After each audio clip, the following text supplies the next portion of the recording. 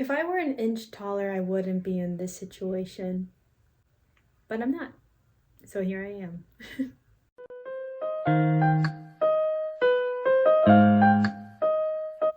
Hello everyone, welcome and or welcome back. My name is Kim, and today I will be experimenting with different hems on these two wide leg denim. If you folks aren't familiar, these jeans were featured in my previous video, and I desperately need to hem them, otherwise I'm gonna trip. So I thought it would be appropriate to film a chapter 2 of the sewing diaries on different ways to hem denim. To my knowledge, there are at least 3 basic hems that I know of. And I know what you're thinking. I have 2 jeans, but I will be demonstrating 3 different hems. If you haven't already caught on from like the previous videos, you'll see in just a bit. Spoiler alert, I don't intend to keep one of the hems. So enough chit chat, let's get these jeans hemmed pronto.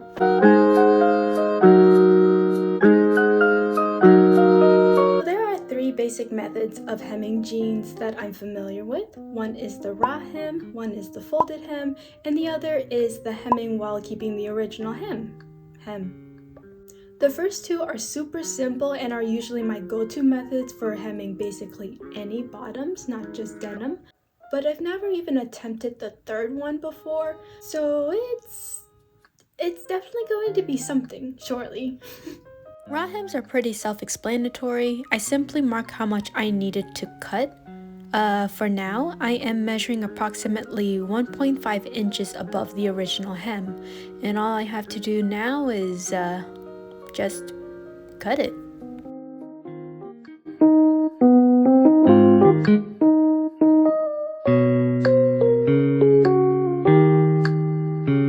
If this looks too clean of a cut for you, feel free to distress the ends as much as you want. What I did was take my scissors and ran the blade across the raw hem a few times.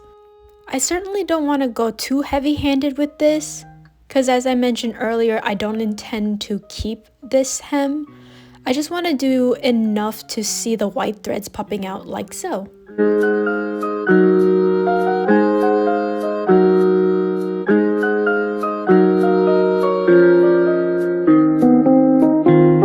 Once I have a decent amount of loose thread sticking out, I used my fingers and gently tug at the strings to create that frayed effect.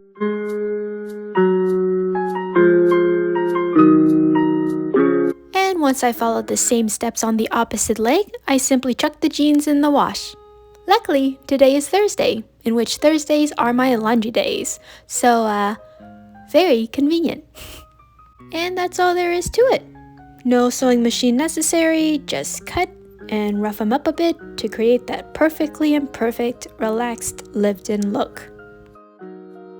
Admittedly, I really like the end result of these jeans. They certainly give me chill, cool girl vibes. However, a couple of issues.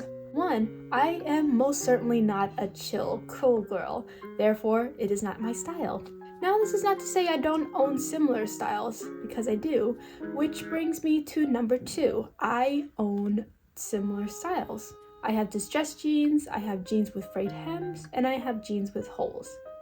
I don't need another pair. And number 3, the jeans are still a little too long for my liking. So I'm going to change it up and transition over to hem method number 2. For folded hems, a sewing machine is recommended to get the job done. Here, I am turning the jeans inside out before measuring how much more I needed to hem. I ended up needing to hem it an additional inch, so I drew a line across the jeans before folding the bottom up to the marked line, securing the fold with pins and checking with my ruler to make sure the measurements are the same all around.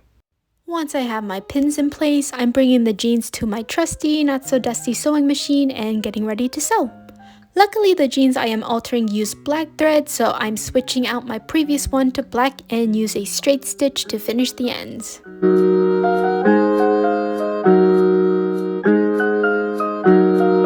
I am so terrible at sewing a straight line. That's basically what I need to work on, is clean lines. If you folks have any recommendations or pointers on how to sew straight, please leave a comment down below. I would love and appreciate hearing your suggestions for improvement. And bada bing bada boom, I got myself a folded hem. This is my go-to hem for basically all pants that needed adjustments. I never had any issues with this hem in the past, which is why I opted for this method.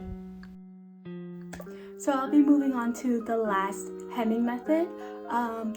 Fair warning guys, this is my very first attempt at doing this, so it's gonna be something. So I did some research to ensure I'm not fucking things up, and from what I gathered, there are two ways of doing this. One involves a little math and the other does not. Can you guess which method I will be doing? You guessed wrong, I'll be doing both. This is purely for my own research. I want to know if one method is better than the other, or if it makes much of a difference at all. Who knows? Without further ado, let's get to it. For this method, I started out by folding my jeans to the length that I want hemmed. I measured both folds to be about 4 inches, excluding the cuff that I will preserve in the end. And, geez, am I really that short? I wanted to get the math out of the way, so I'm starting with that first.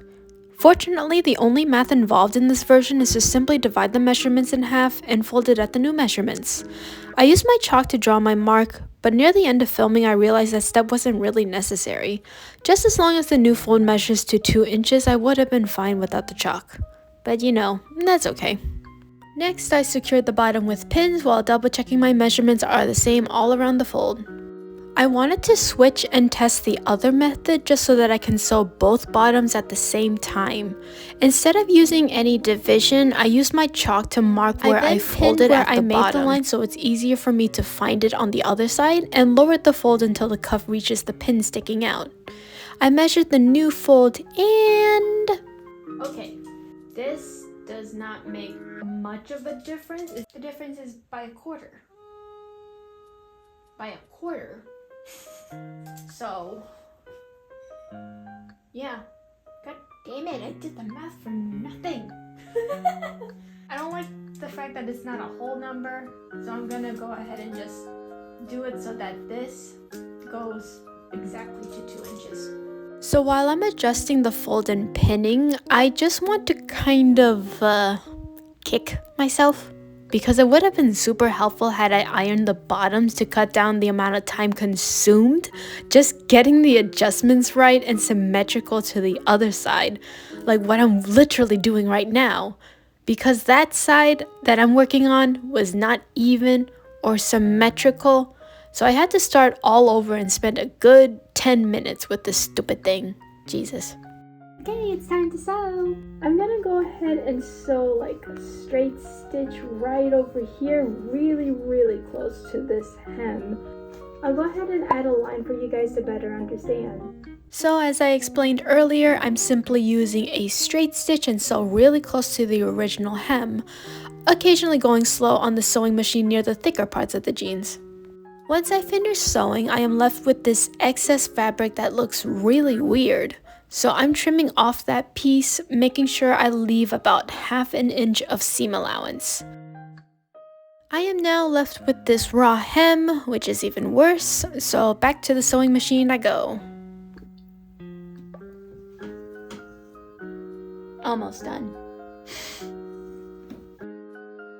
I went ahead and secured the raw hem with a zigzag stitch because I do not have a serger, nor do I know how to use it. I mean, look at this thing. It's pretty intimidating just on its own. So I make do with what I have available at the moment. Once that is all in good, I folded the hem down, I ironed them, and... I think I found my new go-to hem. Look at this! Look at this! Ah! Granted, I wouldn't say this is my best job at keeping the original hem, because let me show you. There's a little bit of an awkward pucker on the sides, especially this side right over here. This is where I kind of fucked up a little bit just trying to align this together. But in my defense, it's not as noticeable from far away. So I'm pretty happy. I'm pretty proud I managed to do this with a flared cut. I can imagine this method to be a lot easier with more of a straight cut jean because it doesn't flare out as much. I wonder if I can do this method on other pants aside from jeans, like corduroy or trousers. Who knows? But that's a project for next time, so. We have come to the end of the video. Thank you guys so much for sticking around until the very end. I appreciate any likes, follows, comments, and or suggestions that you guys have for me. But other than that, I hope to see you guys in the next video. Bye! I think the smell of my grandma's medicinal ointment can practically cure COVID. She's all the way downstairs, and I can smell it from here. Holy shit. Damn it, plane!